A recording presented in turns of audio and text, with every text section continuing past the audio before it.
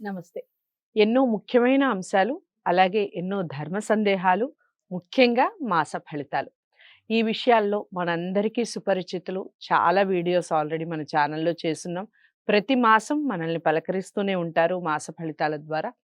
ఇక ఈ ఆగస్టు మాసానికి సంబంధించి మాస ఫలితాలు వివరించటానికి మేషరాశి మొదలు మీనరాశి వరకు ఏ విధంగా ఉంది, ఎలాంటి పరిహారాలు చేసుకోవాలి, ఈ విషయాలన్నీ వివరిస్తారు. ఏ వీడియో కూడా ఎక్కడ స్కిప్ చేయకుండా చూడండి. నాతో పాటు ఉన్నారు ప్రముఖ జ్యోతిష్య, వాస్తు నిపుణులు బ్రహ్మశ్రీ డాక్టర్ నాయకంటి మల్లికార్జున శర్మ గారు. మొట్టమొదటిగా మేషరాశితో మొదలు పెడదాం.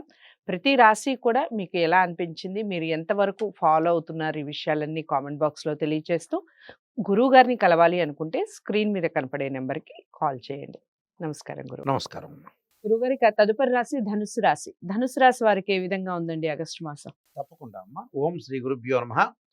ధనస్సు రాశి వాళ్ళకి తృతీయ స్థానంలో శని యొక్క సంచారం వక్రస్థితిలో ఉండటం, చతుర్థ స్థానంలో రాహు యొక్క ఫలితం, అలానే షష్టమంలో గురుకుజుల యొక్క కలయిక, అలానే అష్టమ నవమాల్లో రవి సంచారం, నవమ స్థానంలో బుధుడు శుక్రుడు, దశమంలో కేతు.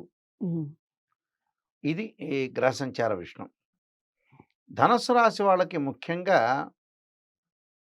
6వ స్థానంలో కుజుడి యొక్క సంచారం వల్ల అనుకూలమైన ఫలితాలు ఉండటం, రవి కొంత మిశ్రమైన ఫలితాలు ఉండటం, శుక్రుడు కొంత అనుకూలంగా ఉండే అవకాశాలు ఎక్కువగా ఉంటాయి. ఓకే. అంటే శుక్రగ్రహం 1, 2, 4, 5, 8, 9, 11 స్థానాలు సుఫలితాన్ని ఇస్తాడు కాబట్టి ధనుస్సు రాశి వాళ్ళకి భాగ్యస్థానంలో శుక్రుడు వల్ల లాభాలు కలిగే అవకాశాలు ఎక్కువ ఉంటాయి. అంటే వృత్తిపరమైన ఆలోచనలు, నూతన ఆలోచనలు ప్రణాళికాబద్ధంగా చేయటం, కొన్ని ఎస్టిమేషన్ వేసే అవకాశాలు ఎక్కువగా ఉంటాయి. ఓకే. అంటే ఎస్టిమేషనే కాకుండా ప్రేమ కలాపాలు, దేశభక్తి, గురుల యందు ఆసక్తి, కార్యసిద్ధి, ఆరోగ్యము, కులాచార అభిమానం, కులవృత్తులు చేపట్టే అవకాశాలు ఎక్కువగా ఉండటం, ధర్మకార్య చరణము. అంటే తల్లి బంధుమిత్రుల యొక్క అనురాగము, అలానే తల్లిదండ్రుల యొక్క సఖ్యత, వివాహ ప్రయత్నం చేస్తున్న వ్యక్తులందరికీ కూడా, స్త్రీ పురుషులకి వాళ్ళందరికీ కూడా వివాహాలు సఫలీకృతమయ్యే అవకాశాలు ఎక్కువ ఉంటాయి. నిశ్చితార్థాలు, విందు భోజనాలు, అలానే శుభ కార్యక్రమాలు, తీర్థయాత్రలకు వెళ్ళే అవకాశం ఉంటుంది. నదీ స్థానం, సముద్ర స్నానాలు చేసే అవకాశాలు ఎక్కువ ఉంటాయి. అంటే ధనస్సు రాశి వాళ్ళకి శుక్రగ్రహం అనేది అనుకూలంగా ఉంటుంది. అంటే సుఖము, భోగము, ధనము లభించే అవకాశాలు మెండుగా ఉంటాయి. నెక్స్ట్ గ్రహాన్ని మనం చూసినట్లయితే కుజుడు. 6వ స్థానంలో కుజుడు మంచివాడు. అంటే భూ సంబంధమైన వ్యవహారాలు, గృహ నిర్మాణం చేపట్టే అవకాశాలు, స్థలాలు కొనుగోలు, విక్రయించటము, రియల్ ఎస్టేట్ వాళ్ళకు కూడా ధనలాభం కలిగే అవకాశాలు, తొందరగా ప్లాట్లు అమ్ముడుపోవటం, ఇళ్ళు అమ్ముడుపోయే అవకాశాలు ఎక్కువ ఉంటాయి. అలానే కోర్టు సమస్యలు కూడా పరిష్కారం కావటం, అన్నదమ్ముల మధ్యలో అనేక అనుబంధ బాంధవ్యాలు బాగా పెరగటం, ముఖ్యంగా విదేశాలకు వెళ్ళే అవకాశాలు కూడా ఎక్కువగా ఉంటాయి. విదేశాలకు వెళ్ళటంతో పాటు అక్కడ దేశం యొక్క పౌరసత్వం, విదేశాల్లో ఎవరైతే ఉద్యోగం లేకుండా ఖాళీగా ఉన్నారో అలాంటి వాళ్ళకు కూడా ఉద్యోగాలు వచ్చే అవకాశాలు ఎక్కువ ఉంటాయి. అంటే ఉద్యోగపరంగా అనుకూలంగా ఉంటుంది. నిరుద్యోగులు కూడా ఆశించినంత ఉద్యోగం వచ్చే అవకాశాలు ఎక్కువ ఉంటాయి. అంటే కుజుడు వల్ల మంచి జరిగే అవకాశం ఉంది. కుజుడు, శుక్రుడు.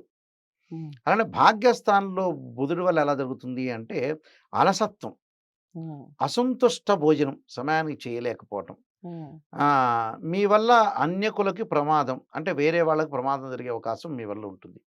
అది ప్రమాదం రాకుండా చూసుకోండి. అది మీకు కూడా ప్రమాదమే కాబట్టి. దాంతోపాటు అనవసరమైన గొడవలు, రాద్ధాంతాలు తెగకుండా ఉండటం మంచిది. నూతన వ్యాపారాలు ఏవి కూడా ప్రారంభం చేయకూడదు. ఒకవేళ ఇన్ కేస్ చెయ్యాలనుకున్నప్పుడు తక్కువ అమౌంట్తో పెట్టి చేసుకోవటం అనేది మంచిది. దానితో పాటు కొన్ని మనస్పర్ధలు వచ్చే అవకాశాలు ఉంటాయి బుధగ్రహం వల్ల. మనస్పర్ధలు రాకుండా చూసుకోండి. స్త్రీలకు వచ్చేటప్పటికల్లా స్త్రీలకి రవిగ్రహం యొక్క ప్రభావం వల్ల గర్భ సంబంధమైన వ్యాధులు, గైనకు సంబంధించిన ఇష్యూస్లో కొద్దిగా ప్రెగ్నెన్సీ ఉన్నవాళ్ళు, డెలివరీ అయిన వాళ్ళు కూడా అలాంటి వ్యాధులు రాకుండా తొందరగా డాక్టర్ని ఇమీడియట్లీ కలవడం చాలా మంచిది. అలానే భగవంతుడి యొక్క ఆరాధన, ధనధాన్య వృద్ధి, ఇష్టకార్య సిద్ధి, అలానే అలంకారము, ఇలాంటివి కూడా జరిగే అవకాశాలు ఉన్నాయి. అంటే ధనస్సు రాశి వాళ్ళకి చతుర్థ స్థానంలో రాహు యొక్క ఫలితం వల్ల ముఖ్యంగా తల్లి యొక్క ఆరోగ్య విషయంలో కానీ, వాహన సౌఖ్యం లేకపోవటం, వాహనాల మధ్య అనుకూలంగా లేకపోవటం జరిగే అవకాశాలు ఎక్కువుంటాయి. ఓకే. ఇలాంటి విషయాల్లో కొంత శ్రద్ధ. అంటే వాహనాలు గూడా వెళ్ళేటప్పుడు అతివేగం అనేది పనికిరాదు. ఓకే. అలానే ముఖ్యంగా వీళ్ళకి ధనస్సు రాశి వాళ్ళకి మనకి ధనస్సు, మకరం, కుంభం. హ్మ్. అంటే ద్వితీయ స్థానం యొక్క శని యొక్క ఫలితం అనేది పడే అవకాశాలు ఎక్కువుంటాయి కాబట్టి, కుటుంబ పరంగా విరోధాలు రాకుండా భార్యాభర్తల మధ్యలో అనురాగము, ప్రేమ బాగా పెంచుకునే ప్రయత్నం చేసుకోవాలి. ఓకే. ప్రయత్నం అనేది పెంచుకోకుండా ఏదో భార్యాభర్తల మధ్యలో సంబంధ బాంధవ్యాలు ఏదో మా భార్య అనేది, భర్త అనేది అలా కాకుండా ఆహ్, సర్దుబాటుతనం అనేది చాలా ముఖ్యం. హ్మ్.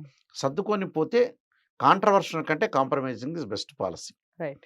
అది లౌకిక విధానంతోటి వెళ్ళటం. అందువల్ల ఋషులు గాని, పెద్దవాళ్ళు గాని లౌకిక తత్వంతోటి వెళ్ళమంటారు. హ్మ్. ఈ హ్మ్. లౌకికం వల్ల వాళ్ళకి మంచి జరిగే అవకాశాలుంటాయి. దశమ స్థానంలో కేతువు యొక్క ప్రభావం వల్ల ఉద్యోగస్తులకి పరస్పర తోటి వ్యక్తులకు అన్ని రహస్యాలు గుప్పించి చెప్పకూడదు. హ్మ్. భాగస్వామ్య వ్యాపారం చేస్తున్న వ్యక్తులు కూడా ఇంట్లో సమస్యలన్నీ కూడా తీసుకొచ్చి వాళ్ళకెవరికీ చెప్పకుండా ఉండటం మంచిది. హ్మ్. అంటే వృత్తిపరంగా కొద్ది జాగ్రత్త పడాలి. రుణ బాధలు తగ్గే అవకాశాలు ఎక్కువున్నాయి వీళ్ళకి. రైట్. హ్మ్. గతంలో ఏదైతే డబ్బులు ఇవ్వాలో ఇలాంటి బాధలు తగ్గే అవకాశాలుంటాయి. కొన్ని ప్రత్యేకంగా కొన్ని పరిహారాలు చేసుకొని ముందుకెళ్తే చాలు. చాలా చక్కగా వివరించారు గురువుగారు. ముఖ్యంగా పరిహారాల విషయంలో ఎలాంటి పరిహారాలు చేసుకోవాలి? ఏ విధంగా ముందుకెళ్ళాలి చెప్పండి? ధనస్సు రాశి వాళ్ళు తప్పకుండా గురువారం రోజున ప్రదోషకాల సమయంలో మాత్రమే, హ్మ్. ఉదయం కాదు, ప్రదోషకాల సమయంలోనే గురుచరిత్ర పారాయణంతో పాటు హుహు. దత్తాత్రేయ స్వామి యొక్క స్తోత్ర పారాయణం చేయాలి ఓకే. ప్రదోషకాల సమయంలోనే. హ్మ్. సోమవారం రోజున శివ కవచ స్తోత్ర పారాయణం చేయాలి ఓకే. ఆరోగ్యానికి. ఓకే. దానితో పాటు వాళ్ళు ముఖ్యంగా గ్రహస్థితి అనేది కొన్ని గ్రహాలనేవి కొద్దిగా అనుకూలంగా లేదు కాబట్టి, వాళ్ళు తప్పకుండా రాహుకాలంలో దీపం పెట్టడం, అర్ధకాయ మహావీరం చంద్రాదిత్యమర్ధనం సింహకాగర్భ సంభూతం తం రాహుం ప్రణమామ్యమని ఆదివారం రోజున ఈ రాహు శ్లోకాన్ని చదువుకోవాలి. 21 సార్లు గాని, 27 సార్లు గాని, 54 గాని, 108 సార్లు చదవటం వల్ల వీళ్ళకి గ్రహస్థితి అనేది బాగా అనుకూలంగా ఉంటుంది. అనుకున్న పనుల్లో సక్సెస్ అయ్యి జరిగే అవకాశాలు ఎక్కువగా ఉంటాయి. ఓకే. ధనుసు రాశి వారికి కొన్ని కొన్ని పరిహారాలు చేసుకోవడం వల్ల చాలా శుభ ఫలితాలుంటాయి. ఏ విధంగా చేసుకోవాలి? ఏ సమయంలో చేసుకోవాలి? అనేది చాలా క్లారిటీగా చెప్పడం జరిగింది గురువుగారు. ముఖ్యంగా జాతకాలను పరిశీలించుకొని పరిహారాలు చేసుకుంటే ఇంకా మంచి ఫలితాలుంటాయి. మన జాతకాల్లో దోషాలుంటే గనక ఎలాంటి పరిహారాలు చేసుకున్నా అంత ఫలితాలనేవి సరిగ్గా ఉండవు కాబట్టి జాతకాలను ఒకసారి పరిశీలించుకోండి. స్క్రీన్ మీద కనపడే నెంబర్‌కి కాల్ చేస్తే నాయకంటి గారి అపాయింట్‌మెంట్ మీకు లభిస్తుంది. గురువుగారు మీకు ఎలాంటి పరిహారాలు చేసుకోవాలి అనేది క్లారిటీ ఇవ్వటం జరుగుతుంది. వీడియోని లైక్ చేసి అందరికీ షేర్ చేయండి. ఛానల్‌ని సబ్స్క్రైబ్ చేసుకోండి. తదుపరి రాశితో మళ్ళీ కలుస్తాను. నమస్తే.